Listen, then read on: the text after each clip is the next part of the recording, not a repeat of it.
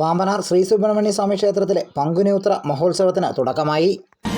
Peermade live news വാർത്തകൾ നിങ്ങൾക്കായി അവതരിപ്പിക്കുന്നത് ആരോഗ്യ സംരക്ഷണത്തിന് അത്യാധുനിക യന്ത്രങ്ങളുടെ സഹായത്തോടെ പ്രവർത്തിക്കുന്ന ഏക സ്ഥാപനം ഫാബിസ് മൾട്ടി ജിം പാമ്പനാർ.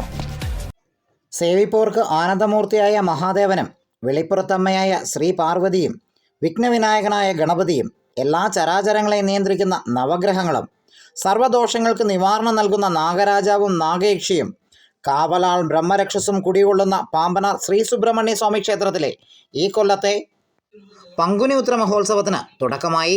പ്രതിഷ്ഠാ ദിനമായ മാർച്ച് മാസം 28-ാം തീയതി തുടക്കമായ ഉത്സവത്തിൻ്റെ ഭാഗമായി മാർച്ച് മാസം 31-ാം തീയതി പറയെടുപ്പ് നടക്കും.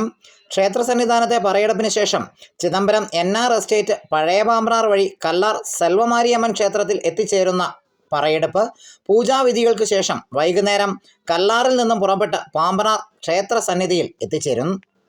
ഗജവീരൻ വള്ളംകുളം നാരായണൻകുട്ടി പറയെടുപ്പിന് എഴുന്നള്ളും.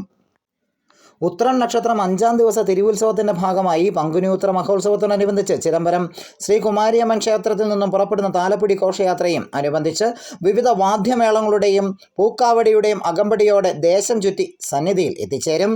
അന്നേ ദിവസം വോയിസ് ഓഫ് കൊച്ചിൻ എൻ്റർടൈൻമെൻറ്റിൻ്റെ ഗാനമേളയും നാട്യമയൂകം നൃത്തകലാക്ഷേത്രത്തിൻ്റെ കൈകൊട്ടിക്കളിയും അരങ്ങേറും.